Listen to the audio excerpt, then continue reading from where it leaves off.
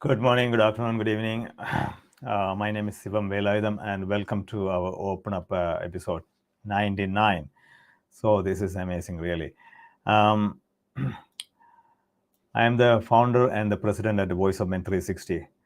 Voice of Men 360 is a non profit organization founded in 2020 and is based in Toronto, Canada. Voice of Men 360 was born out of seeing a tremendous need and is stepping up to provide services to help, support, and overcome men and boys' life challenges. We are part of International Men's Day. International Men's Day has been serving for over 21 years, and so far, 90 countries around the world joined together and doing various activities regularly. IMD follows six pillars, which is the overall well being of boys and men. We follow in the same footsteps. Why open up? Because we men do not open our hearts and are willing to share our matters with anyone. When we keep our emotional challenges within ourselves for a longer time, at some points it will explode and it will affect our health conditions in many ways. That is why we want to create an open space and allow an individual to share their life journey through our platform.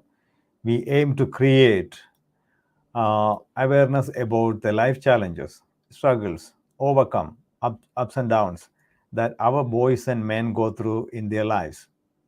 There are no limitations with gender, age, nationality, or ethnic groups with sharing your life journey. All walks of life can participate. Our goal is to make a positive impact on someone's life through this program. Open Up is on Sundays at 10 a.m. Eastern Time. We bring an individual to each show and let them share their experiences, life experiences with you. Before I introduce our special guest for today, I would like to go through our disclaimer.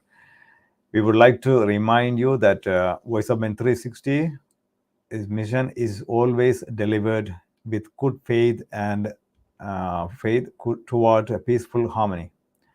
The views and opinions expressed in today's episode are those of our speakers, do not represent Voice of Men 360.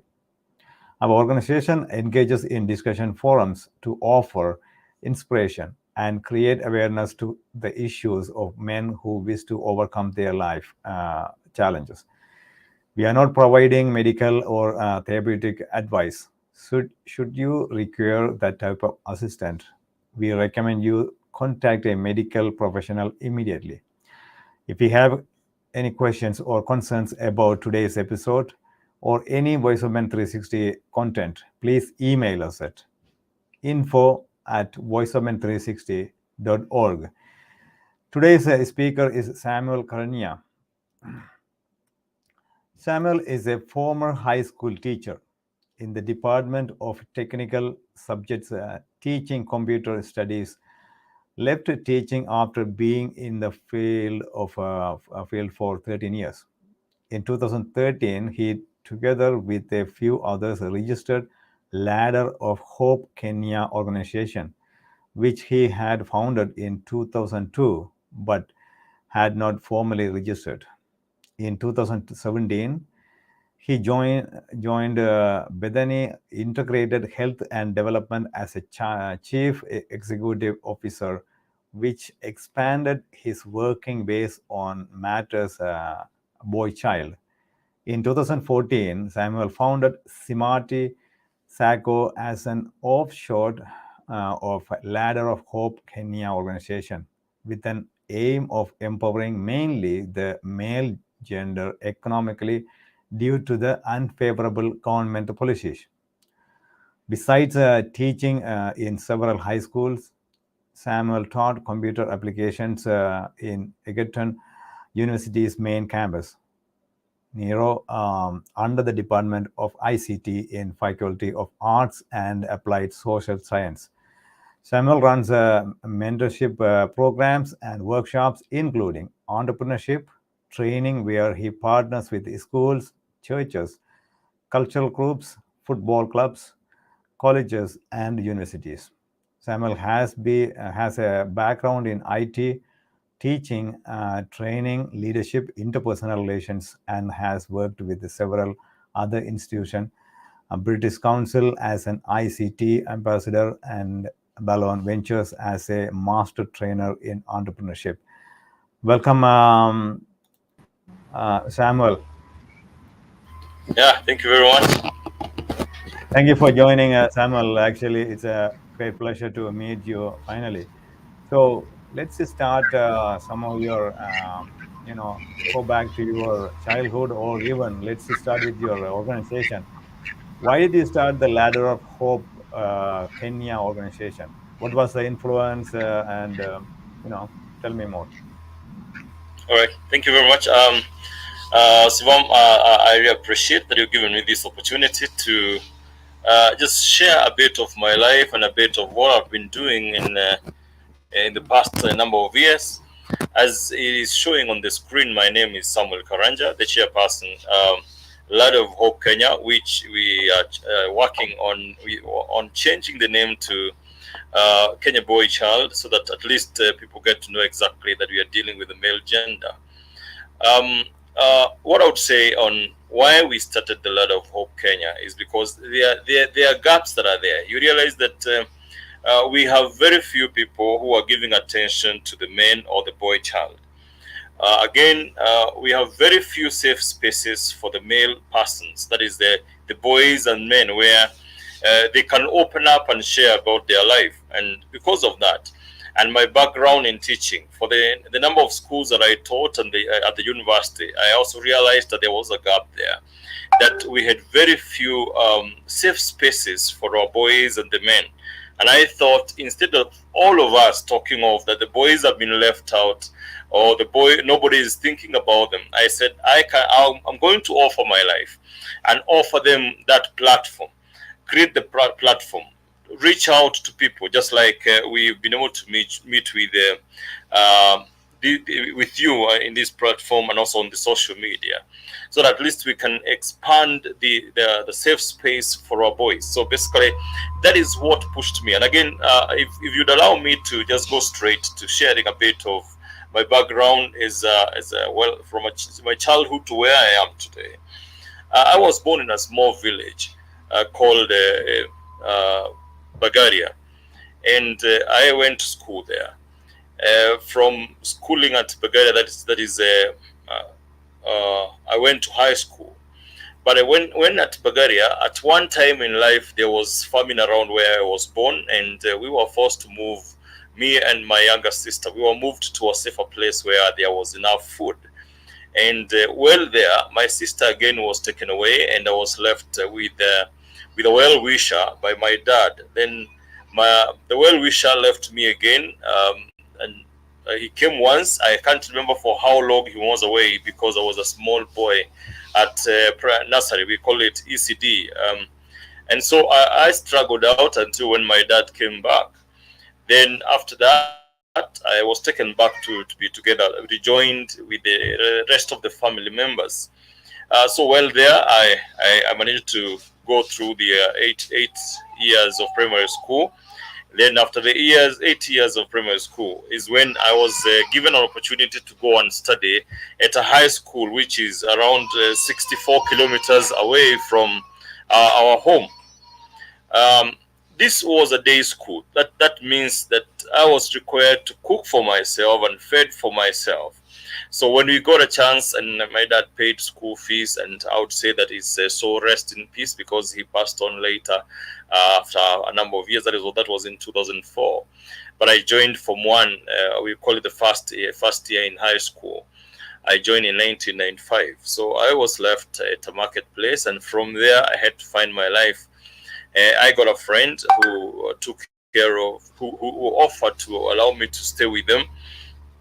So I stayed with the young man for one term. Then the following term, I opened school again and found that the father was in the house, and he was not comfortable with me putting up with his son.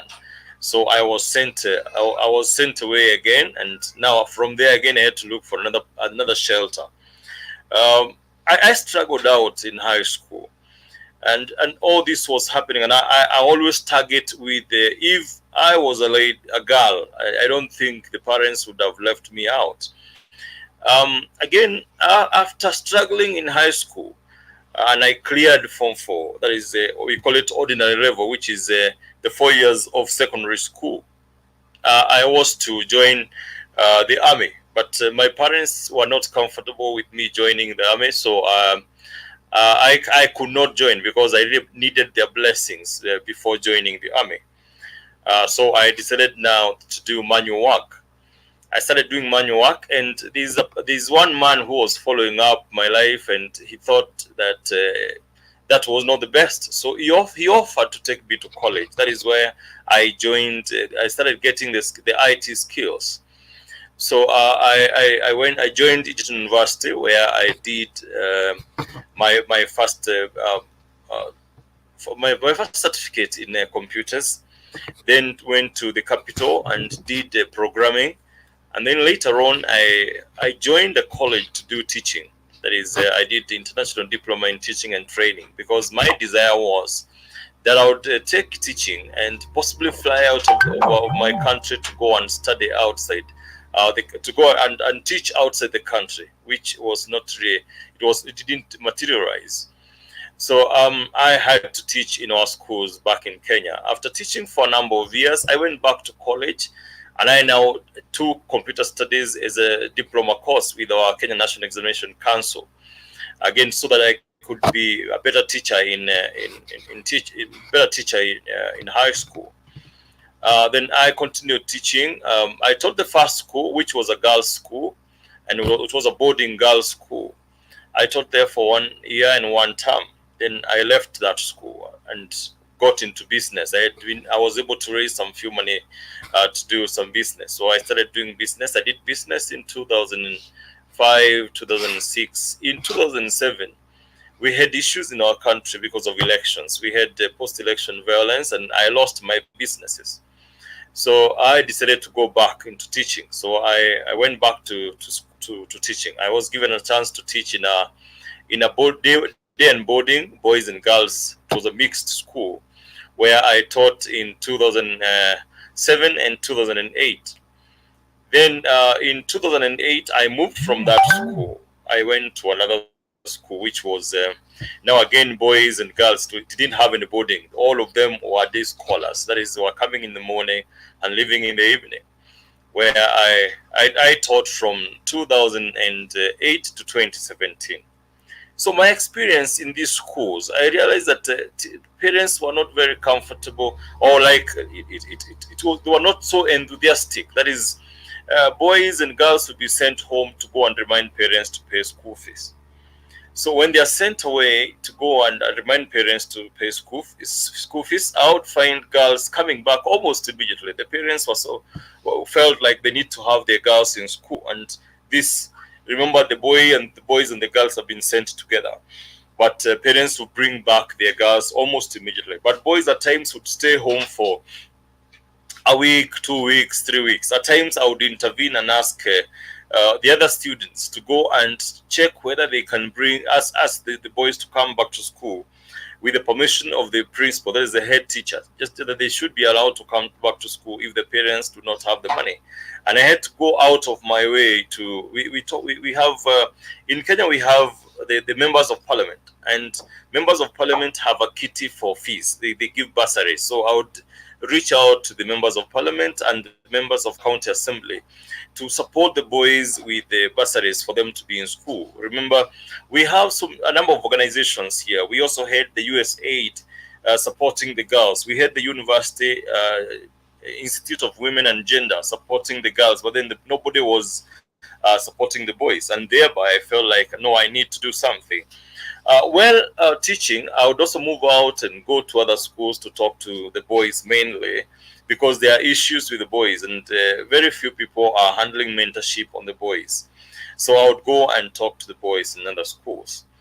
I would also get from there, I would get airtime in the radio and TV stations. So I realized that there was a lot of work that needed to be done on the side of boy-child mentorship. And so I decided to leave teaching in 2017 to go and to do what I'm doing, which is purely volunteership, to volunteer and move around schools, and also do my own workshops and seminars with the men, walk into churches and seek to have audience with the men and listen to them and share my life history, and also listen to them and see we brainstorm together on what we need to do. Sivam, I think basically that is what has been pushing me all through, just trying to see how well can we support the men. Let me go back a little bit. In 2002, that is after I was done with my college. I realized that I noted again there were boys who are in our towns. We call them street boys, but I love saying that they are boys in our streets. And some of them are not there because they are unruly. It is not because they don't want to follow rules. Some of them, you find they're those ones who lost their parents in the post-election violence. The many of them we have had since 1992 in my country. And so some of them are orphans. There are those others who realize that there are a lot of problems in their homes, and so they leave home.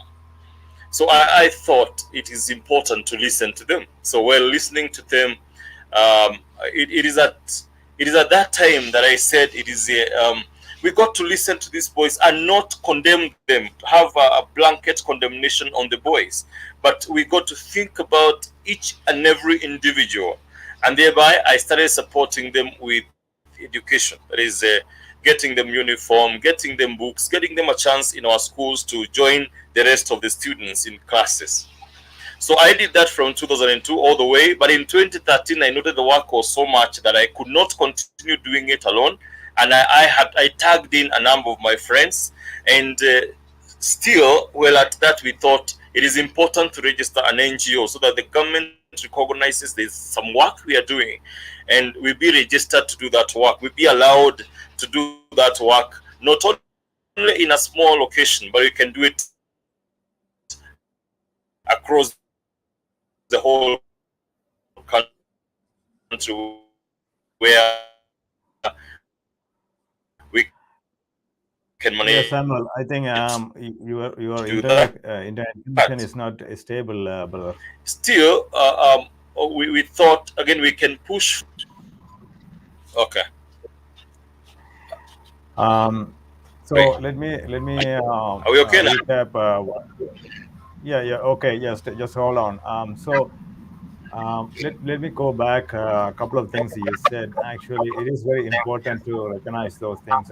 You took a big step, especially the education or the awareness supposed to be created, talked, openly discussed at school levels, universities, colleges, and as a teacher, yes, of course.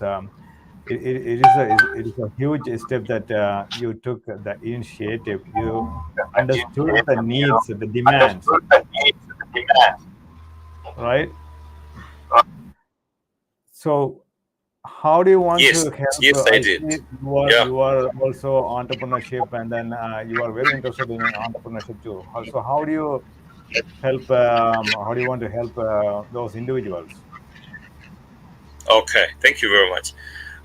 With the entrepreneurship, we in our country we have money set aside for the youth. We have money set aside for the women.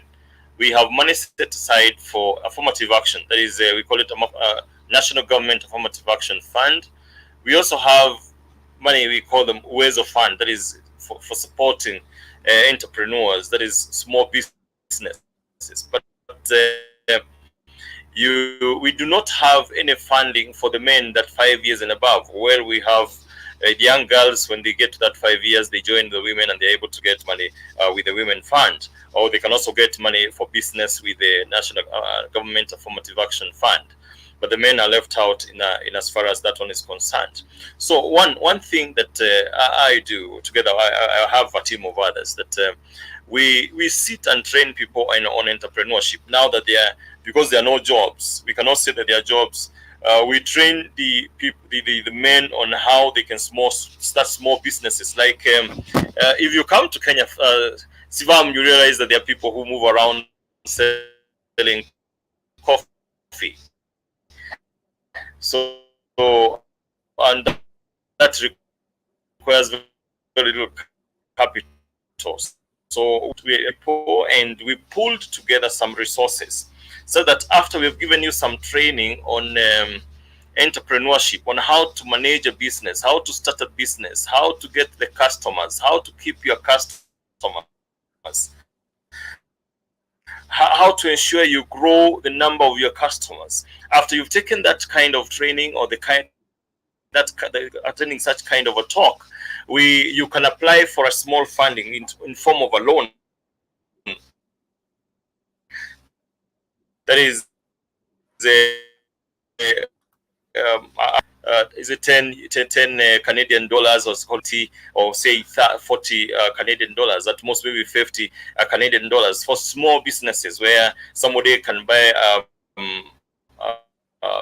maize and go to the streets and do around and sell. You can sell sugar cane on sale. You will be able to make some money for your family and even for yourself in a day. So basically, we give some training and also we support where possible. If there's small businesses, we support with some funding for the business, for the small business that one wants to start. Because some of the men do not have title deeds that they can give in a bank to access money, and so some of them just remain idle. So instead of them being idle, we give a little funding for small businesses, that's small business ideas. We listen to the idea. If the business idea is viable, then we give a support towards that business idea. Absolutely. So you're talking about the boys on the street and also the men out there who really wants to change their life in a positive direction. So you are helping big time, brother. So thank you for sharing those information. So let's go back to if it is okay with you. Let's talk about your father and son relationship. What did you learn from him? How was his influence impacted your life? Okay, thank you very much, Sivam. I would say the eighth born in a family of 11, and we are surviving of us 10, and we are three boys in the family. That's me. I'm the youngest in that line. I have seven sisters, and I have two other brothers who are my eldest. But while growing up, while I was left at home longer than the rest of them, my dad was a close friend. So we would share. Normally, we kept sharing about life and about the future. He'd prepare me for the future. Though most of the times we would share and he would say, "Some what I know is what was there in the past. You know the present." So we could share what he had for the past. That is how they were raised and the challenges they went through. Especially he had stories on the struggles they had when fighting for the independence of this country. My dad was in that movement. Both of them, my dad and my mom. So he would give me stories of the struggles they went through and what he played, the role he played in the fight for the independence of this country. So, and him as a man and his influence in the village where we were raised, and he would share quite a number of things and about his life. And I would say, yeah, as for father son relationship, only that he took me through a very rough time, and I had to learn through the hard way. I cannot say he gave me a very soft life, but I appreciate today. I appreciate looking back at the challenges that are there in the world and that I had to go through in life. I would say though he gave me the roughest training, but I appreciate it today looking back into my life. So I appreciate the kind of journey we walked together. All right. Yeah, it is quite fascinating. Like those moments. Not always, but at least wherever we get some moments from fathers, right? So let's talk about the problems that the boys, young men, and actually the middle age or men in general. What are some of the challenges or even problems that they are facing in your country nowadays? Okay, thank you very much. I would let me go to law. On legal matters, I would say in 2001 there's an act of parliament that was enacted. We would call it the Sexual Offences Act, which actually classifies, it talks of defilement, rape, attempted rape, and such. And that being one of the areas that the men out here are struggling with, and I would say, because this one is in record, nobody can check, because there are some cases that have been done, and at one time there's a judge who said that this young man was jailed for wrongly, and he needs to be set free. um, where we call it Romeo and Juliet kind of a relationship, where two minors engage in a relationship. At times, when it ends to that the two of them have had bodily exchanges, that is, we talk of they have had sex. The young men are finding it very rough.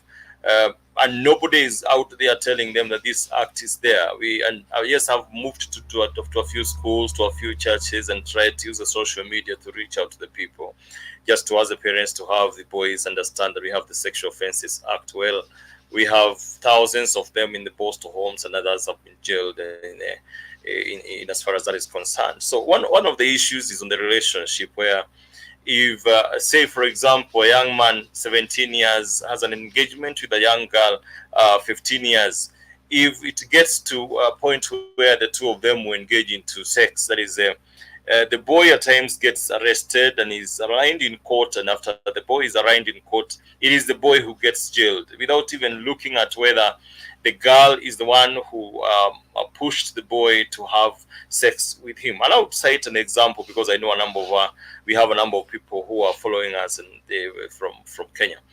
I will cite an example from one county called Nakuru in Kenya, where a young man was asked by a young lady who they had a relationship, boyfriend girlfriend, and the young girl said, "No, I want to visit your house. You've never shown me where you live." So they went to the boy's house, and the boy was 17 years.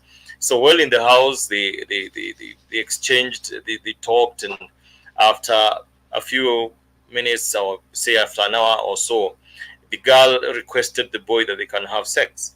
So after they did that, the boy was arrested and arraigned in court. And even after the girl tried to plead that she is the one who requested, the boy was still jailed. As I talk, the boy is serving his fourth year in jail. So that is one area. There is also another area where, if the two we have now, the people now, the men who are married, and the women decide to leave them, that is, they decide to separate, or they decide to divorce, we have Child Protection Act, which again will talk of the man needs to give support to the child, which we do not deny. We say yes, the men should support their children. But at times it is a setup that a lady would decide to come into your life, and after 1, 2, 3 years decides to leave you. One of the things is they want to share whatever you have. That is the Matrimonial Property Act. You need to share whatever you've been able to raise together. Either you have a plot, you need to sell it and share. Or if you have bought a house, you need to sell that house, then you share the money. And the men are not finding it to be very, very comfortable, because after that, this lady can move out and look for another man, start a new relationship. And if she's a woman of that nature, she will also leave this second man, the second relationship, and share a bit of what this man has, and even move to another one. And if all these relationships will have children, then the three men are having to give child support. So thereby, the men are being taken advantage of in these relationships, where you have to share whatever you have. You have accumulated. Again, you have to give child support, and at times this child support, I'm citing examples, whatever I've been able to handle, that these men are taken through very rough times, because children are taken to expensive schools, and then you are asked to pay. So in as far as law is concerned, men have been pushed so much into a corner. I've talked of the Sexual Offences Act. I'm talking of the Matrimonial Property Act. We also have the custodial rights, that we have a blanket condemnation that Sivam, if you separate with your wife, you're not allowed to stay with your children, or your children will go with their mother, even if your children will say they want to live with you. No, you're told no, you cannot have your children. You can only stay with them until when they reach 18 years. So that's an area again you are alienated from your children. Well, possibly at times you find that you didn't have any issues. You have no issues. You can live with them, but there's a blanket condemnation that is there in the society that men cannot be given custodial rights. That is to stay with their children. So that's So, another area that. hold on. Let me stop 1 second here. So, Yes. two things I here I sense from your discussion, from your sharing. One is the relationship between the man and a woman, and also the legal aspect of it. It's a really across the board, like anywhere in the world. It seems like it's a favor to men. I mean, women. Sorry, but at the same time, what do you think? What's the reason for? Is it a lack of awareness about the sexual relationship, the particular case you were talking about, or is it something else? What was the real reason behind that, Samuel? I'd wish that you come again. The reason behind come again, Sivam. So basically, the incident that you are talking about, the sexual relationship between a man and a woman. So is it a lack of awareness that sexual relationship, or if something happened, this is could be the result of act, something like that. What was the reason though? Thank you very much. I would say one of the main reason is lack of information. That yes, the act was passed in Parliament, but even after the act was passed in Parliament, very little has been done to reach out to the concerned parties. That is because I would suggest that this law is supposed to be taken to the act is supposed to be explained to the school-going children so that they get to understand their boundaries. But that has not been done. It was only passed in Parliament, and some of our young men only hear of it in a police station. Others even don't hear it in a police station. They hear of a law that is that has put checks and balances in as far as relationships are concerned in a court of law. They do not know of it until then. So I would say there is lack of information in as far as our children are concerned. Some of them do not have any idea about that law, and that is why it is affecting them so much. Also, on this other one of the sexual the Matrimonial Property Act, again, the information is not has not been disseminated as it could be expected. Um, so it's very critical that the legal aspect of it has to be changed, or I mean, it won't happen over the night, but it's still there are situations happening around in your local country. You know what I mean? So let's talk about the supporting system, or how we can help. What do you think? How you can help, or like as an individual, a family, or even a society? How can we help men and boys? Thank you very much. What I would say, one, I still go back to information, ensuring that we make information accessible to them. That very important information should be made accessible to them. Secondly, I would say I want to cite again examples in my country, and I think this is now global. That and unlike in the ancient times when the heads of families were men, today you find that over half of the families are headed by women, and that becomes a big challenge to the boys because the mother does not really understand what a man goes through. And if the mother has no idea because she has never been a man, so she doesn't know what being a man is all about, and the challenges that a man goes through, the emotional challenges that my men have. So, well, boys are being raised by their mothers, which we cannot condemn that. We appreciate the role that the mothers are playing. But I would say it is important. Well, we have these safe spaces.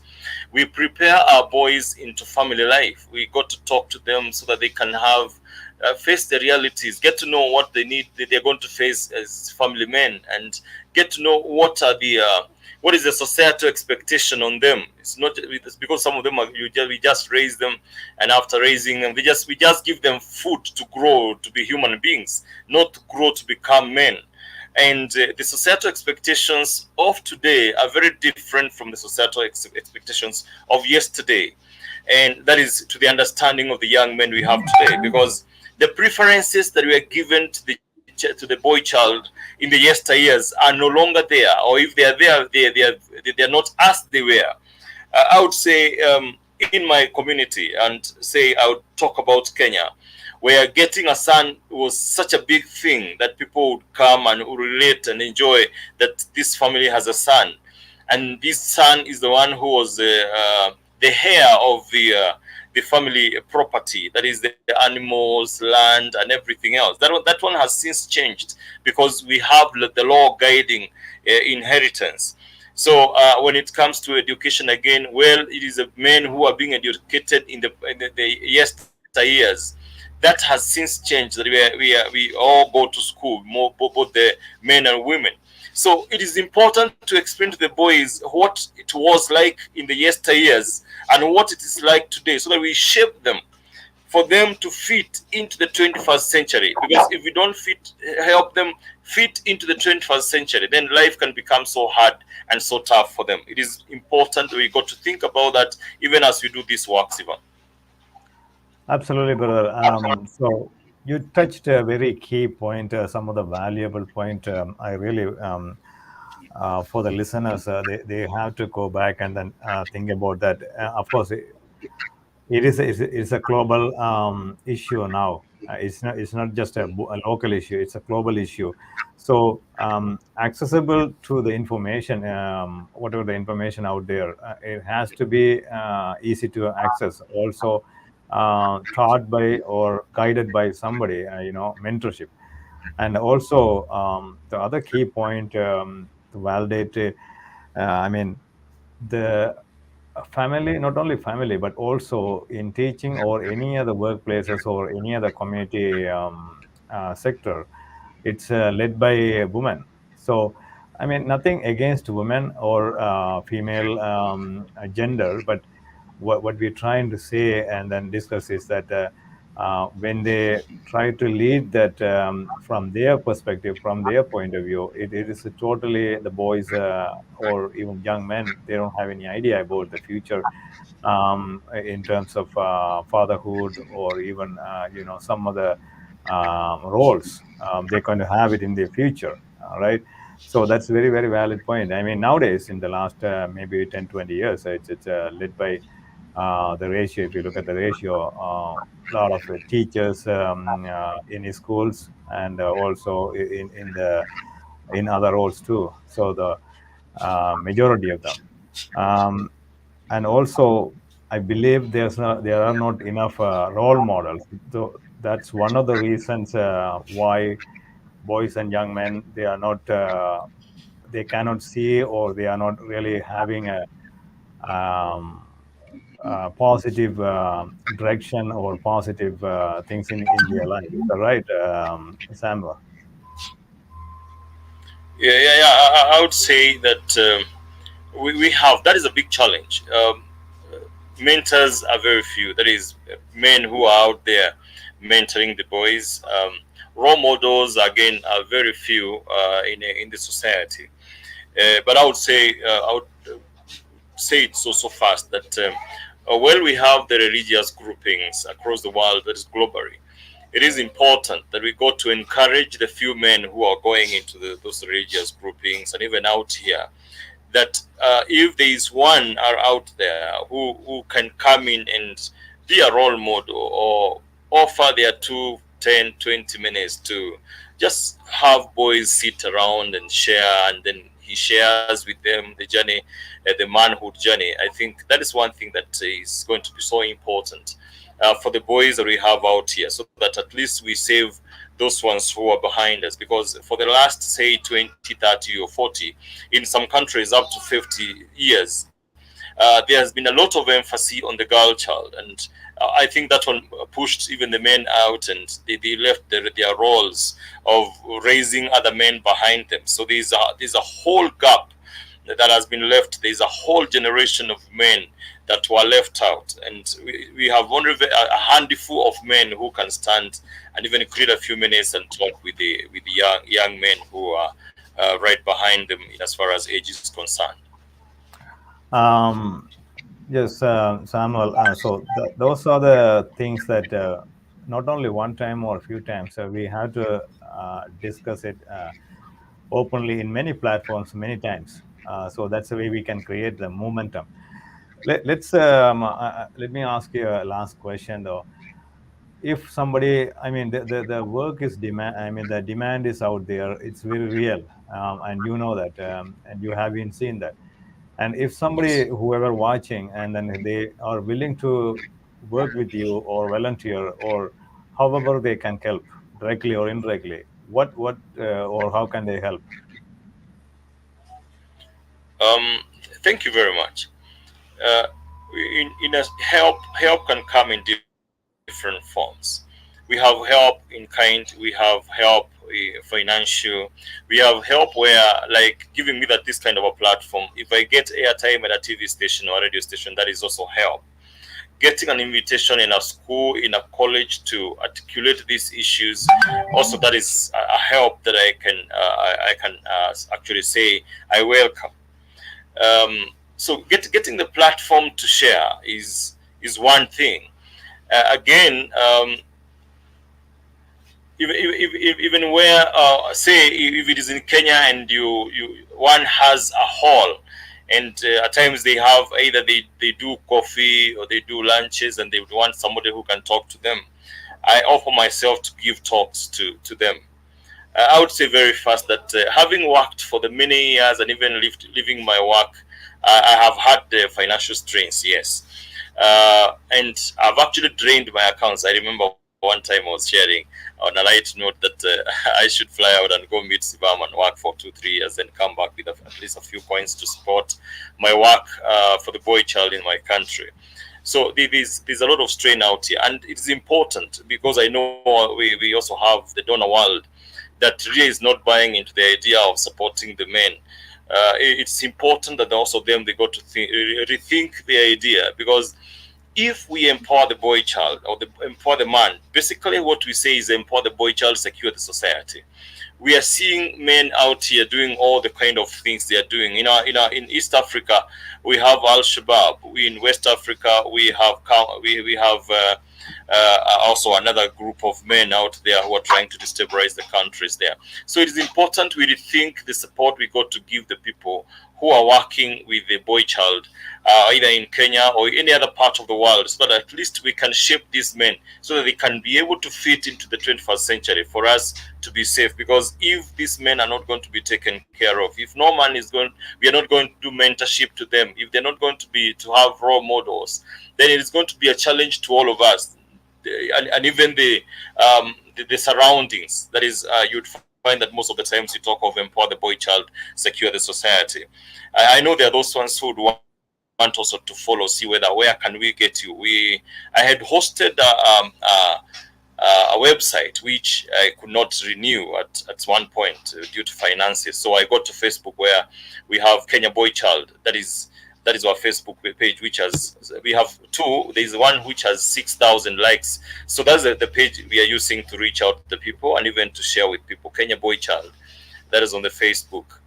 Personally, I have my YouTube channel, which is Karanja Boy Child, where again, if you'd want to share with me and even talk more, we can talk and even share more in line with the boy child. So basically, we have supporting in kind, we supporting in even financially, for us to be able to move this work from the level we are in to the next level. next level. Say, for example, Sivam, like in our towns where we have so many young men, we call them street boys, and they would want to access education. As an individual or as an organization, we are unable to handle the numbers that are in our streets.